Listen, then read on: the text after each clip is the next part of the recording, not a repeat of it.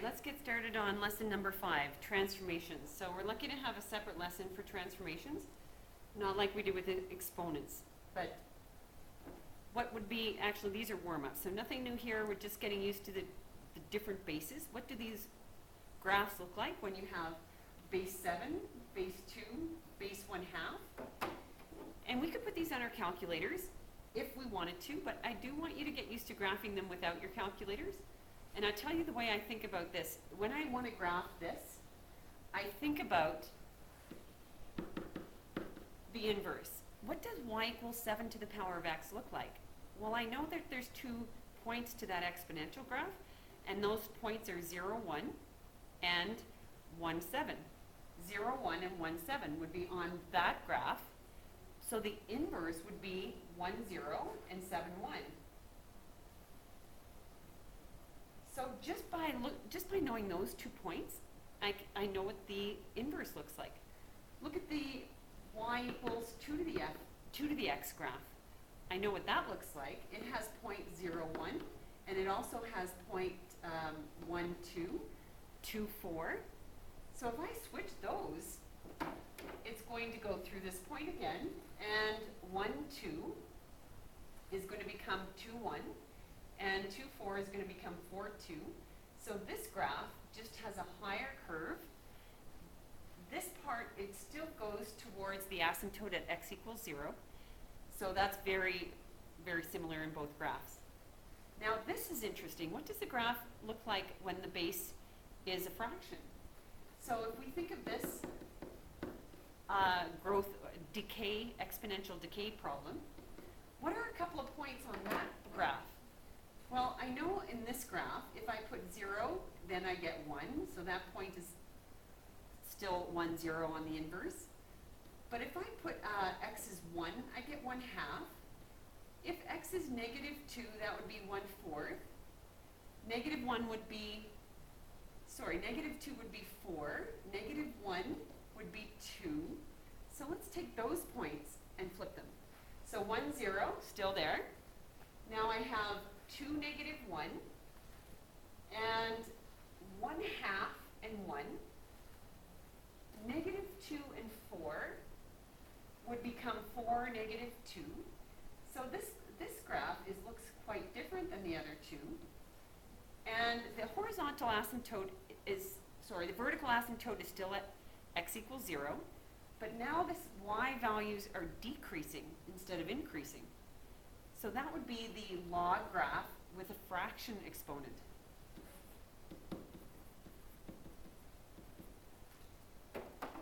All right, let's keep going. All right, let's simplify these. When you have a log that's an exponent, evaluate it first. 4 to the 2, 4 to the what is 16? That's 2. So this is going to equal 16. If I did this, I'm hoping that you could give me an answer for that right away. Because you have a log as your exponent, if you were to evaluate that and raise 4 to that exponent, see this base and this base are the same. So it makes this a special case. This is going to equal 15. It does not matter what that exponent equals. I don't know what it equals because it's not a nice number. 4 to the power of 1 point dot dot dot dot dot equals 15. But I don't need to know what that is. Because I'm raising 4 to that exponent again, I know my answer is going to be 15. So hopefully you see what I'm saying there. And if I have this number as 1, I know this log is 0 because 7 to the 0 is 1. And no matter what the base is, that exponent would be 0. All right, let's determine the equation for this function. Well, when you're given a point, that point is on this graph, but that doesn't tell us what the base is. We know it's a log function, but we don't know what the base is. So let's fill in negative 1 and 4. Whenever we have a log function and we know what it equals, we can switch to exponential. C to the negative 1 equals 4. So what do I take the reciprocal of to make it equal 4? That would be 1/4. So this would be y equals log base 1/4 of x. or as a decimal 0.25. Transformations. Now this first one is important. Remember the asymptote now is at x equals 0. So if we have an h value, it changes the equation of the asymptote. And if we have a b value, that's a horizontal stretch, stretched horizontally by the reciprocal. And vertical stretch is a reflections in front, reflection on the x, with the x, a reflection on the y, and also a k value moves it up and down. Now the only parameter that changes the asymptote, so here's what I was mentioning earlier, so make sure that you highlight that, is the h value.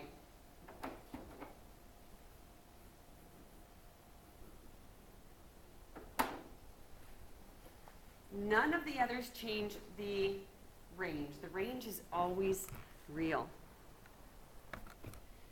Okay, let's look at this. We have a lot going on here, but we need to factor out a -3 in order to get all of our transformations correct.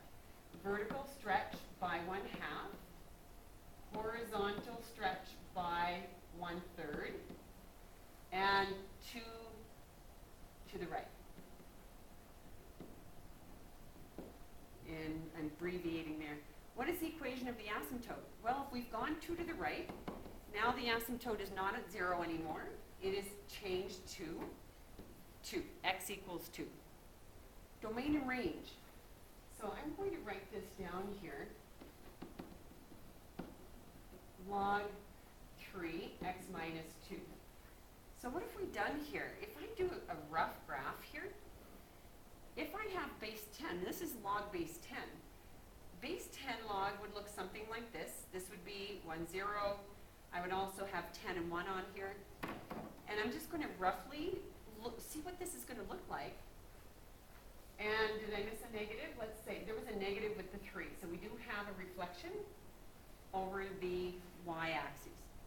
So this point is 1, 0. If we do a vertical stretch by 1/2, that's not going to change the look of this graph very much. These y values would be half of what they were. Horizontal by 1/3. Well, that's going to change this point. So this point, 1, 0, is stretched by 1/3. It's going to move to 1/3 right there. That's kind of hard to see. Now I'm going to reflect it, so that 1/3 is now at -1/3. And my graph now goes this way. Remember, this is just a rough sketch. The last transformation is to move this graph 2 to the right. So I think I better do a sketch without it being so messy. I'm going to go 2 to the right. It's still going to the graph is still facing towards the left, but I'm moving this x-intercept right too. So if I take a -1/3 and add 2 to it, that's going to bring me at 1 2/3, or 5/3, because I'm adding 6/3, and that would be 5/3.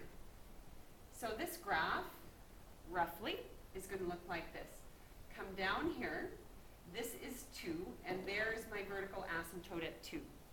Now I can determine the domain and range. Domain is going to be less than 2. Y, E, R. Nothing is going to change the range. The new x-intercept, I figured out that the new x-intercept, by going through my transformations, I know it goes through the point at a 5/3 on the x-axis. I could do the x-intercept another way. I could plug in a 0 in.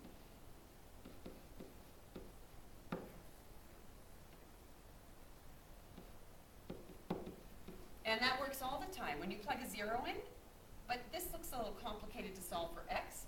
So I'm going to times both sides by 2. That will get rid of the 1/2. And 0 times 2 is still 0. Now I have a log equal to 0, and this is base 10. Because there's no subscript, I know it's base 10. So if I have base 10 to the power of 0, it equals this. Well, 10 to the 0 is 1. Now if I divide it by negative 3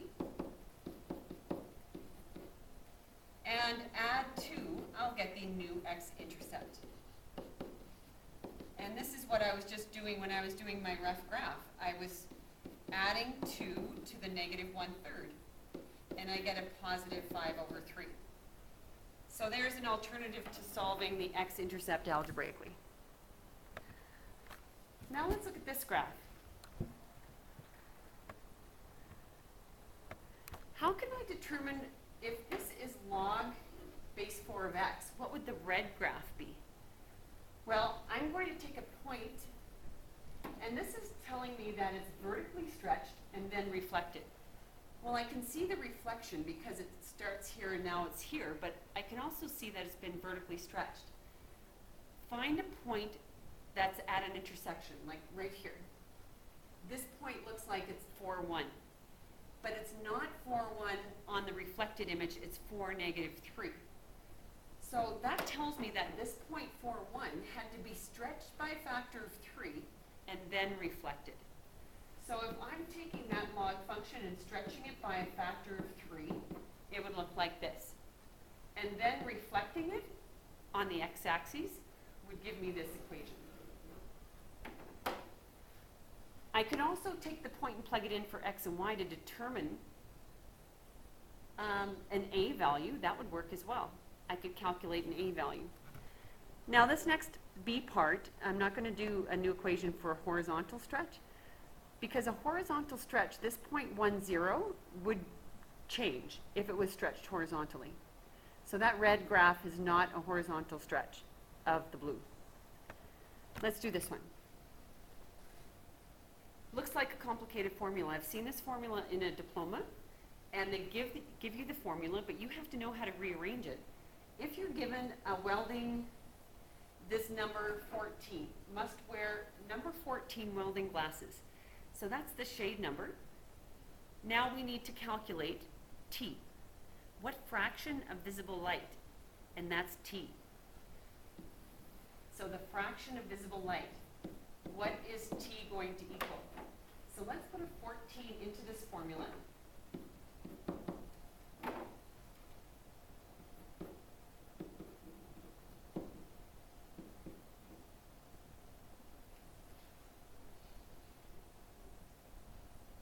And divide by 3 is the rest of the formula.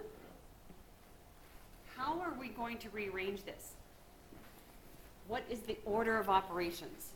So if we go through it first time, I'm sure you can do it every other time, or you could probably do it first time.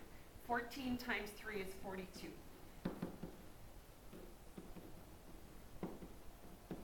And the formula says base 10, but you don't need to have base 10 there. If there was no subscript, we would know it was base 10. Now we're going to divide by 7. I just had a thought here. There's a +1. Let me make sure I put that +1 in. So that +1 is outside of the fraction. So let's go back here. It has to be that we -1 first. Because that +1 is outside of the fraction, we need to -1 first.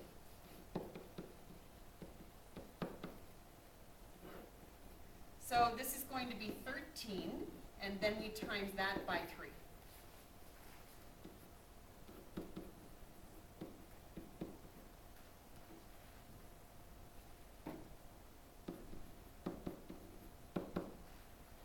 So 13 by 3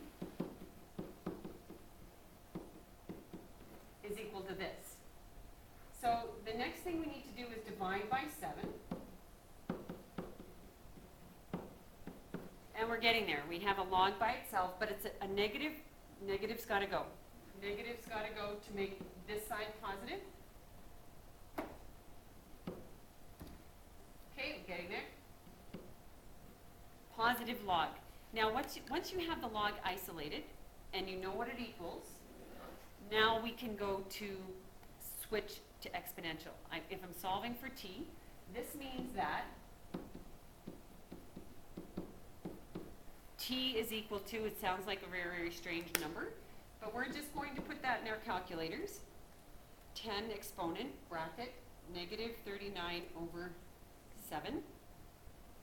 And I'm getting this really small number, 2.68, I'm going to round it, times 10 to the negative 6, which is a very, very small fraction of, let's go back. They must wear number 14 glasses to protect their eyes. What fraction of visible light is transmitted through these? So they're welding glasses. They're protecting their eyes, so it should be a very small number. 2.7 times 10 to the negative 6 is t. So follow your order of operations. Switch to exponential once you have your log isolated. Okay, last one. How are we going to take a transformed graph and stretch it by a factor of 2? So remember, when you're doing a stretch by a factor of 2, the whole function is times by 2. So if we do that, that 2 is distributed log base 2 of x minus 10. Then it has a translation up 3. The k value is the easy one. You add 3. So you don't have to distribute anything. It's just the minus 10 gets combined with the plus 3. So that would be it. And there's a couple of really good homework questions that involve transformations that are tricky, so you must make sure you do those. Determine the new point if this is on the original. 2, negative 2. Well, it says that the vertical stretch by a factor of 2, that would take us to a vertical stretch. You're changing the y, so now we have 2, negative 4 times the y value by 2. And then we're going to translation 3 up. Again, that's a y. It's only affecting the y coordinate. So 2 is still the same, and this becomes our new point, 2, negative 1. Okay, I think that's the last example. Make sure here. And hopefully that transformations made a lot of sense to you. Make sure you do your homework and actually come to class ready to go and get caught up with any homework that you need to.